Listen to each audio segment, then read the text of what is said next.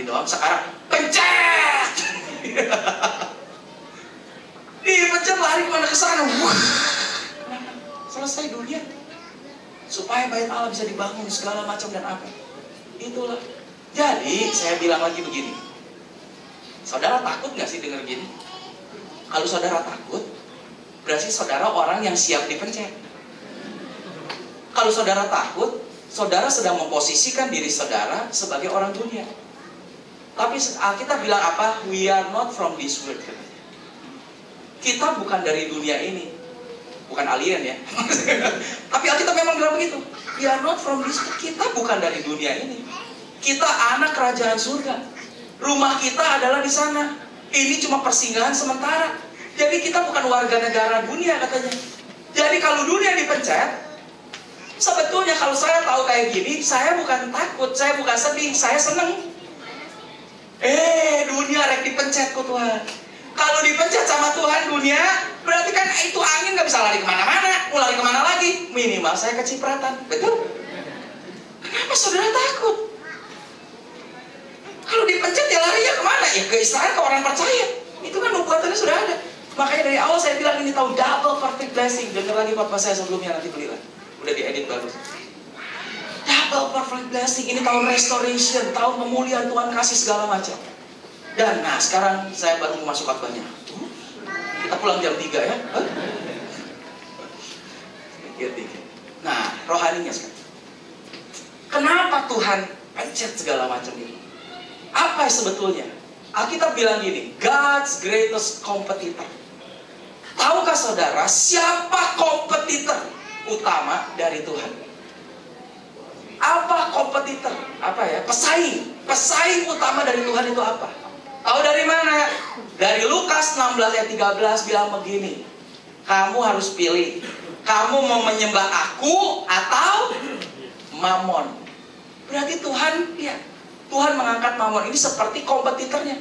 Pilih aku atau dia? Itu kan berarti kompetitor. Pesaingnya. Nah, saya mulai tertarik. Kalau gitu, apa itu Mamon? Apa itu Mamon? Rata-rata semua bilang uang. Kalau menurut saya uang itu bukan. Kenapa? Uang itu kan ciptaan. Diciptakan Tuhan. Masa saingannya Tuhan adalah barang yang dia ciptakan? Atau itu nggak selevel dong, betul nggak? Jadi kalau gitu apa? Makanya ada yang bilang begini. The reason we cannot serve God and Mammon, kenapa kita nggak bisa melayani uang dan Mammon, is that the spirit of Mammon, nah, ternyata Mammon itu bentuknya roh, spirit. Kalau sekarang betul karena Tuhan juga adalah roh. Jadi ternyata ada roh Mammon, ada roh Tuhan. Inilah saingannya, bentuknya roh, sama-sama roh. That the spirit of Mammon is the direct opposite of the spirit of God. Spiritnya Mammon, roh Mammon itu bertentangan dengan roh dari Tuhan. Sekarang saya mulai menarik. Kalau begitu, roh Mammon itu apa? Sekarang saya ajak mikir step by step ya. Mikir sedikit-sedikit seperti saya mikir saya dapat ini. Apa? Alkitab bilang begini. Akar segala kejahatan adalah cinta uang. Bukan uang, tapi cinta uang. Tapi sebetulnya aslinya tuh bilang begini. Akar segala kejahatan adalah spirit of Mammon. Jadi bukan masalah duit aja, tapi masalah roh. Bukan masalah cinta akan uang. Pada yang asli, yang benarnya itu sebenarnya spirit of Mammon. Akar segala kejahatan adalah spirit of Mammon. Karena inilah kompetitor terbesar. Nah, sekarang saya tanya lagi. Dari situ saya mulai mikir mundur lagi. Sebetulnya musuhnya Tuhan itu siapa sih? Iblis. Anak kecil juga ditanya. Musuhnya Tuhan siapa? Setan, iblis. Oke, sekarang kita dari situ kita pengen tahu spirit of Mammon ini apa sih? Roh Mammon ini apa? Nah, iblis. Siapa itu setan? Setan sebelumnya adalah Lucifer. Siapa Lucifer? Lucifer adalah pemimpin dari seluruh malaikat. Jenderalnya nih. Pemimpin dari seluruh malaikat. Dia saya tanya lagi. Kalau begitu di malaikat itu ada struktural nggak? Ada. Tahu dari mana? Mikael. Mikael apa? Malaikat perang. Gabriel. Gabriel apa? Angel of the messenger. Pembawa kabar, membawa berita. Itu Gabriel. Nah, pertanyaan saya, dengar baik-baik dan jawab, pikir dulu. Struktural ini ada sebelum Lucifer jatuh dalam dosa atau setelah Lucifer jatuh dalam dosa? Saya bilang tadi pikir dulu sebelum jawab. Apakah struktural ini ada sebelum Lucifer jatuh dalam dosa atau setelah Lucifer jatuh dalam dosa? Sekarang kita ambil Mikael. Tadi Mikael jawabannya apa? Malaikat perang. Sebelum Lucifer jatuh dalam dosa, perang sama siapa? Perang sama siapa? Kan gak ada musuh. Jadi kapan itu Lucifer dapat jawatan malaikat perang? Setelah Lucifer, Mikael dapat jawatan malaikat setelah Lucifer jatuh dalam dosa. Dan saya mau ralat sedikit ini, asal tahu aja. Lucifer tugasnya apa? Semua bilang tugasnya bagian pujian dan penyembahan. Siapa yang bilang? Tunjukin di Alkitab. Nggak ada ayatnya. Alkitab tidak kasih struktural itu, karena struktural ada sejak Lucifer jatuh. Dan saya kadang dulu dengar juga, dan dulu saya khotbahin juga. Jadi saya mau ralat kalau mungkin ini khotbah saya. Tapi masih banyak pendeta-pendeta yang khotbah, semoga mulai meralat khotbahnya. Kalau kita bilang bahwa gini, dulu saya khotbahin, Lucifer itu adalah malaikat penyembah. Dia yang paling tinggi penyembah karena Tuhan mau disembah. Sekarang karena dia jatuh dalam dosa, jadi Tuhan tidak ada yang nyembah. Gak ada yang pujian penyembahan kepada Tuhan. Akhirnya Tuhan menciptakan manusia untuk menggantikan Lucifer, untuk muji dan menyembah Tuhan. Hey, that's wrong. Itu salah besar. Kenapa? Manusia tidak diciptakan as a substitute of angels. Manusia tidak diciptakan sebagai pengganti malaikat. Kenapa? Karena manusia diciptakan jauh lebih mulia daripada malaikat. Dan tidak ada ayat yang tulis bahwa Lucifer adalah bagian pujian penyembahan. Tunjukin. Jadi ya pendeta juga maklum bisa salah ya. Namanya pendeta, masih manusia toh. Cuman yang betulnya adalah saya mau kasih tahu di sana. Jadi struktural ada ketika Lucifer jatuh dalam dosa. Balik lagi, saya mau telusuri spirit of mammon ini. Kalau begitu sekarang, apa dosa dari Lucifer? Apa dosa Lucifer? Saudara pasti pernah dengar nih khotbah. Lucifer dosanya apa? Sombong. Semua jawabnya begitu kan? Sekali lagi, kita pikir banget. Sombong itu apa sih? Sombong itu kan ya boasting, banggain diri, ya sombong lah gitu. Sombong. Sekarang gini, kalau tidak ada struktur, semua malaikat di bawah Lucifer. Sekarang Lucifer dosanya apa? Sombong katanya. Makanya kita nggak boleh sombong. Tuhan membenci orang yang cepat. Kemudian nyambung ayat dari situ. Padahal Alkitab juga tidak mencatat dosa Lucifer sombong. Gitu, nggak ada. Kalau dosanya sombong, menurut saya nggak masuk akal. Kalau dia ngesok sama siapa? Dia udah paling nomor 1. Udah pemimpin dari seluruh malaikat. Kalau begitu dosa Lucifer apa? Dan ini dicatat di Alkitab, betul. Pak Gembala memang baca Alkitab. Tahu? Dosa Lucifer apa? Ingin nyamai Tuhan, pengen sama seperti Tuhan. Nah, kalau ini namanya kita kasih satu kata, ini dosa apa? Bukan dosa sombong, ya dosa naon? Bukan sirik, sirik kasar. Nah, betul Pak, yang keras dosa apa? Serakah. Hawa, maruk. Apalagi tuh?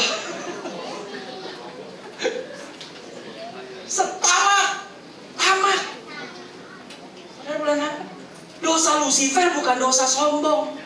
Dosa Lucifer adalah dosa tamak. Dia pengen, apa itu tamak? Serakah itu apa? Pengen lebih daripada yang seharusnya. Yang memang Tuhan udah kasih. Kamu tuh harusnya begini. Kenapa dia gak bersyukur? Dia udah jadi pemimpin. Pengen lebih daripada apa yang memang Tuhan rancangkannya. Itulah dosanya. Dan tadi dibilang, saya mulai ketemu kalau begitu. Berarti spirit of mammon adalah roh ketamakan. Dan kalau saudara lihat berkali-kali roh ketamakan gak dari surga. Roh ketamakan. Nah, jadi greatest competitor, musuh terbesar Tuhan adalah roh ketamakan. Pengen lebih. Tadi akar segala kejahatan adalah spirit of mammon. Berarti akar segala kejahatan adalah roh tamak. Sekarang kita coba masukin. Contoh aja, dosa apa? Contoh, saya lah yang kasih daripada saudara mikir lama. Satu orang memperkosa istri tetangga. Dosanya apa? Akarnya tamak, betul? Apakah cinta uang? Bukan. Jadi kalau akar segala kejahatan cinta uang nggak masuk, betul nggak? Cinta uang, dia bukan masalah duit ini mah. Jadi saudara lihat, akar segala kejahatan adalah ketamakan. Kenapa ketamakan? Dia udah punya istri, pengen lebih, istri tetangga diembat. Itulah dosa, akar segala kejahatan itu. Contoh lagi apa? Kemarin saya baru baca kayak gitu juga. Pak Oga itu yang cepet-cepet begitu, temennya itu kan dua, jaga di sini, jaga di sana, belok ke sana, stop begini. Setelah itu bagi-bagian kurang 10.000, dibunuh temennya. Kenapa? Kan saya kerja lebih keras, harusnya begini apa segala. Tamak, pengen lebih. Kan udah perjanjian. Kamu di sana, saya di sini. Dapat berapa? Kumpulin bagi dua. Iya, tapi saya harusnya lebih banyak, saya kerja lebih keras. Roh apa itu? Dibunuh. Akar segala kejahatan adalah roh tamak. Dan ini yang Tuhan lagi bakal hajar. Kenapa? Ini kan greatest kompetitornya. Musuh terbesar Tuhan adalah roh ketamakan. Dan aduh maaf nih, sedihnya saya lihat roh ini masuk banyak orang di gereja juga kena. Masuk hampir ke seluruh ini. Dan dunia sedang putar balik kebenaran. Masalah terbesar adalah tamak. Dunia sedang balik bahwa ketamakan adalah sesuatu yang harus dikejar.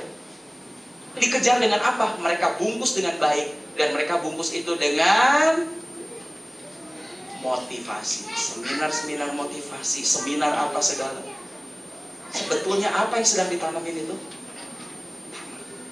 Ya? Dan sayangnya gereja bikin juga seminar motivasi. Mereka undang motivator-motivator untuk ngomong. Setelah dengar itu semua orang apa? Pengen lebih. Kita pikir itu bagus. Setelah saudara ngerti ini, tanpa sadar itu roh mungkin udah masuk tuh. Pengen lebih. Hati-hati, ini yang Tuhan mau habisin. Orang yang tamak habis. Makanya kenapa Amerika akan hancur nih? Kenapa Wall Street? Karena sistem Wall Street itu betul-betul aduh, luar biasa hancurnya. Makanya ada film Hollywood bikin film judulnya Wall Street, yang mainnya Michael Douglas. Wall Street, Michael Douglas. Tagline-nya apa? Greed is good. Tamak itu bagus. Kalau kamu di Wall Street nggak tamak, nggak akan menang katanya. Greed is good. Kenapa? Makanya sampai dibilang money is the biggest religion in the world. Aduh, inilah uang. Dan, nah ini sekarang tips, saya kasih tips. Tips dari saya apa? Kalau saudara punya saham, cepat lepas sebelum September. Tips. Kenapa? September akan hancur, collapse. Tuh, sekarang saham lagi naik dibanding Januari, ini udah lebih tinggi. Ini akan terus naik. Kapan saudara jual? Let the Spirit lead you. Tuhan berdoa kapan yang harus waktu yang tepat untuk dijual. Kenapa? Karena saham itu betul-betul tanda kutip merusak. Kenapa? Saya nggak pernah ikut saham, tapi saya ikut reksadana, insurance, saham. Itu aja udah mengganggu. 3 tahun yang lalu saya udah lepas 80%. Gara-gara apa? Saya ngerasa kayak gini. Setiap pagi begitu bangun, yang pertama saya cari adalah, ya setelah selesai semua doa segala macam, turun keluar kamar cari koran. Yang pertama dilihat adalah indeks harga saham. Naik turun atau enggak? Naik atau turun? Begitu naik saya masuk kamar, saya kasih tahu istri saya, aduh hari ini saham naik, senang. Istri saya juga begitu. Kalau siapa dulu yang bangun yang keluar lah, pokoknya langsung kasih tahu yang pertama dilihat adalah itu. Begitu, aduh hari ini turun, aduh turun lagi, aduh turun lagi, aduh turun lagi. Itu suasana hati ditentukan oleh pergerakan saham. Tapi that's real, that's my experience, itu pengalaman saya.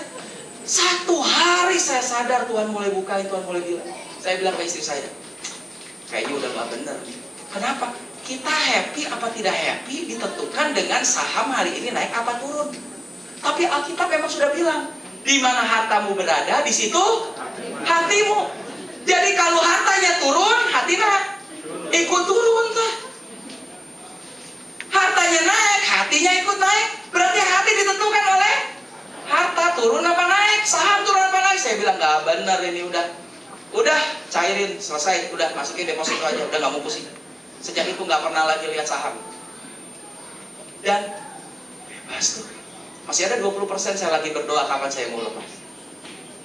Ini tips dari saya. Kenapa? Karena dibilang akan hancur dalam 1 jam. Babel runtuh. Alkitab bilang begitu, dalam 1 jam. Bisa dalam 1 jam habis? Hanya saham yang bisa habis. Waktu itu saya pernah ditawarin ikutan saham betulan. Jadi saya bilang, aduh saya nggak ada uang lah, itu kan saham harus gede-gede. Oh enggak kok, itu gampang kok, sedikit juga bisa apa, nanti saya jelasin ya. Saya bilang, sok datang ke rumah ya. Iya mau datang ke rumah, sok lah, bari ngobrol lah, bari lah, ketemu teman lama lah. Dan dia mulai jelasin ke saya, misalnya katanya, kamu punya uang 100 juta 100 juta simpan di bank. Setelah itu kamu listing, ini yang 100 juta ini laporin sebagai bukti bahwa kamu punya uang 100 juta. Ikutan di saham. Nanti saya bantu kok, saya brokernya. Kok tinggal telepon aja. Tinggal telepon hari ini, saya mau beli 50 jutaan. Nanti saya akan bantu. Sejam kemudian saya bilang, saya mau jual lagi 30. 2 jam kemudian saya bilang, saya beli lagi 80. 2 jam kemudian saya jual lagi, saya beli lagi, saya beli lagi, saya jual. Itu unlimited kok dalam waktu sehari. Dan itu uang nggak ditransfer tuh. Cuma berdasarkan telepon beli, jual, beli, jual, beli, jual. Perhitungannya kapan? Ada yang per hari, ada yang per 3 hari, ada yang per minggu. Bayangin. Itu saya bisa beli, jual, begitu beli lagi. Udah habis kok uangnya. Bisa? Oh, kenapa nggak bisa? Karena dicatat uang kan. Tapi uang itu sebenarnya nggak diapa-apain. Dalam sejam, karena tiap menit kita bisa beli, bisa jual. Dalam sejam bisa habis tuh. Saya bilang, bukan begitu caranya. Dan hari-hari ini rata-rata, kenapa orang masuk ke saham? Kalau nggak ada roh serakah, nggak akan. Karena masalahnya apa? Setiap orang udah pasti punya kerjaan di luar daripada itu. Terkecuali memang saudara kerjaannya broker. Itu kerjaan. Itu lain cerita, no problem. Karena apa? That's a job. Tapi rata-rata orang masuk saham, kan saudara udah punya kerjaan. Saudara punya toko. Tapi kan pengen lebih kan? Itulah rohnya. Ikutin saham. Saya juga kenapa? Saya juga pengen lebih dari pendeta. Ikutin saham. Ternyata saya tahu bukan itu yang Tuhan mau. Kenapa? Di Revelation, di Wahyu sudah bilang cuma 1 tipsnya. Get out. Keluar dari Babel. Karena kan habis Babel. Yang kedua tipsnya, apalagi akan kena efeknya nanti kalau ini akan terjadi? Properti. Jadi tips dari saya, makanya ini saya pengen sampaikan sebelum September terjadi. Kalau nggak terjadi, alhamdulillah. Saya juga berharap tidak terjadi. Tapi kalau betul terjadi, saudara udah dengar tips dari saya. Jadi ketika saham masih tinggi, saudara jual. Makanya ada istilah yang namanya cash is king. Yang punya uang cash itu yang jadi raja. Nah yang kedua akan kena itu adalah imbasnya adalah properti. Kalau saudara punya properti, usul saya jual sebelum September. Kenapa? Sekarang properti lagi naik booming, betul? Ini properti lagi naik. Di Amos dibilang gini, kitab Amos bilang apa? Bukankah kalau Tuhan mau ambil keputusan, dia akan bilang kepada hamba-hambanya. Jadi sebelum itu dia akan kasih tahu. Ini udah dikasih tahu lewat Reba Jonathan kan, dia orang Kristen juga. Ini waktu naik, saudara jual. Karena begitu ekonomi kolaps, ini seluruh dunia kolaps. Kalau Amerika betul-betul bangkrut. Kalau itu Wall Street hancur, itu tuh makannya perusahaan. Kalau waktu 2001 itu perorangan. Banyak orang yang tadinya kaya jadi miskin, perorangan gara-gara WTC. Yang berikutnya lagi yang hancur apa? Bank. Sekarang yang hancur apa? Perusahaan-perusahaan besar aja. Kalau sampai perusahaan besar aja, benar-benar habislah efeknya dampak. Nah, properti. Kalau saudara nanti itu hancur, nanti saudara mau jual, orang juga nggak bisa beli. Kenapa? Ada uang. Kenapa? Orang uangnya ada di saham. Saham ambruk. Dia mau beli pakai apa? Dan ekonomi goncang. Jadi, tips saya, kalau ada tanah, ada ini apa segala yang nganggur, jangan rumah saudara yang tinggal dijual. Berhikmatlah. Tetap saya bilang ini cuma sekedar tips. Tanya Roh Kudus. Bisa nggak Roh Kudus memberkati kita meskipun itu tanah nggak dijual? Bisa. Sangat bisa. Tapi ini cuma tips. Kalau Tuhan gerakan ini jual, mungkin ini waktunya. Karena dijual ini pas orang lagi cari, ini pas tinggi, jual. Nanti setelah itu pas ini jatuh, saudara udah bisa beli lagi setengah harga kali. Tapi kalau sekarang saudara nggak jual, nanti punya uang nggak? Punya sih. Kenapa di sini 5M, 2M, 1M, 2M, tapi semua dalam tanah. Dijual nggak ada yang mau beli. Makanya cash is king. Yang punya duit, cash itulah yang jadi raja. Terus ada banyak pertanyaan lagi. Ini saya udah seminar berapa kali tentang hal ini. Kita jawabnya pasti begitu. Kalau gitu investnya di mana? Ya di yang sesuatu yang liquid. Yang mungkin liquid itu yang pasti jangan dolar. Amerika mau jatuh. Mungkin sementara itu di emas. Sementara. Dan kabar baiknya katanya emas lagi turun. Ya, bagus kan? Tuhan, ini mulai naik lagi sedikit. Bagus. Ini kita jual, bisa beli emas dapat banyak. Gitu kan? Tuhan udah atur semuanya. Orang nggak ngerti, orang kebalikan dengan kita. Mereka lagi invest justru di tanah, saham. Kali ini lagi naik terus. Kita justru lepas waktu tinggi. Jadi, nah, roh ketamakan inilah yang paling Tuhan, musuh Tuhan terbesar. Jadi harusnya seperti apa? Ini makanya God's plan, rencana Tuhan for a success. Untuk kita hidup sukses sebetulnya, ya ini, Yobel dan Sabat. Makanya saya bilang gini, aduh Tuhan tuh jenius banget ya. Dia tahu Israel adalah bangsa pilihan Tuhan. Kita juga Israel rohani. Gimana supaya orang Israel tidak terkena roh tamak? Gimana supaya tidak terkena roh tamak? Makanya Tuhan bikin aturan Yobel dan Sabat. Setiap 7 tahun sekali kamu nggak boleh kerja. Kamu jangan kerja, sepertinya begitu. Setiap 50 tahun sekali itu utang-utang udah anggap aja punahin. Utang udah 30 tahun, orang utang ke kita masih dipikirin sampai sekarang. Si Eta utang Eta 200.000 can bayar. Kapan om? Tahun 65. Kalau sekarang udah berapa? 200.000 itu begitu. Aduh, Israel itu 50 tahun sekali beres-beres tuh. Bebasin. Supaya apa? Tidak ada roh ketamakan sama sekali. Saya bilang, wow, Tuhan tuh luar biasa. 7 tahun sekali, makanya lagi seru-seru kerja. Tuhan bilang, stop. Stop. Gak bisa, mau gimana? Tamat lagi semangat juga. Stop lah setahun. Semua bergantung ke Tuhan. Jadi apa yang Tuhan mau sebetulnya? Kita bukan roh ketamakan, tapi kita percaya pada roh rest, istirahat. Kenapa? Sabat, Smita itu adalah tahun sabat. Sabat adalah tahun rest, istirahat, betul? Jadi kita dengar ini jangan terlalu khawatir. Kenapa? Makanya ini ada tagline bagus. When we work, God rest. When we rest, God's work. Ketika kita kerja, Tuhan istirahat. Ketika kita istirahat, Tuhan yang kerjain buat Israel, betul? Kamu gak kerja, Tuhan yang kerjain. Sistem kita adalah begitu. Kita percaya Tuhan akan mengerjakan buat kita. Jadi jangan takut katanya. Charles Spurgeon pernah bilang begini, wherever, ya langsung terjemahin aja ya. Kemanapun Yesus tuntun kita, Dia akan pergi bersama kita. Kalau kita nggak tahu kemana kita akan pergi, minimal saudara nggak usah pusing. Karena dengan siapa kita pergi. Betul? Yesus selalu bersama kita. Mau kemana? Nggak tahu. Ya tenang aja, ada Yesus kan, ikutin aja udah. Jadi itulah. Dan, nah ini saya tutup dengan firman sedikit ya. Jadi pada awalnya sebetulnya apa yang Tuhan mau? Tuhan mau memang kita diberkati luar biasa. Tuhan menciptakan seluruh dunia ini. Taman Eden 6 hari. Pertanyaannya, diciptakan buat siapa? Buat Tuhan. Tuhan mau udah punya rumah sendiri. Taman Eden Tuhan ciptakan buat manusia. Nikmati betul-betul dunia dunia ini dikasih buat kita nikmati. Dan Tuhan selesaikan, setelah it is finished, Tuhan selesaikan kerjanya, makanya Tuhan rest. Dan manusia diciptakan hari keberapa? Hari ke-6. Kapan manusia diciptakan? Manusia diciptakan katanya sebagai penciptaan yang terakhir. Hari ke-6 Tuhan masih ciptakan gajah, segala macam sapi, itu hari ke-6 yang terakhir.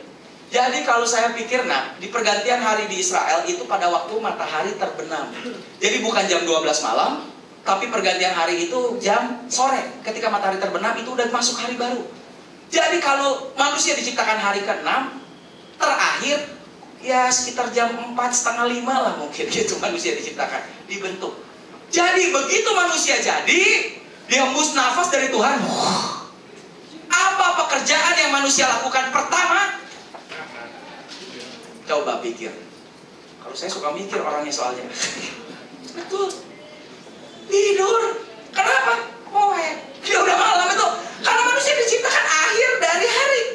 Pergantian hari begitu matahari terbenam. Jadi manusia diciptakan terakhir begitu. Selesai, it is finished, selamat baik. Langsung masuk hari ke-7. Hari ke-7 adalah hari Sabat. Dan manusia hidup pada hari Sabat. Sebetulnya. Dan manusia hidup pada hari Sabat, yang pertama dilakuin di hari Sabat adalah tidur dulu 8 jam, 10 jam. Baru manusia bangun lagi. Katanya. Dan begitu bangun, manusia hidup di hari Sabat. Apakah manusia Tuhan suruh kerja? Sama sekali tidak. Tuhan suruh apa? Lihat anaknya. Cuma disuruh berada.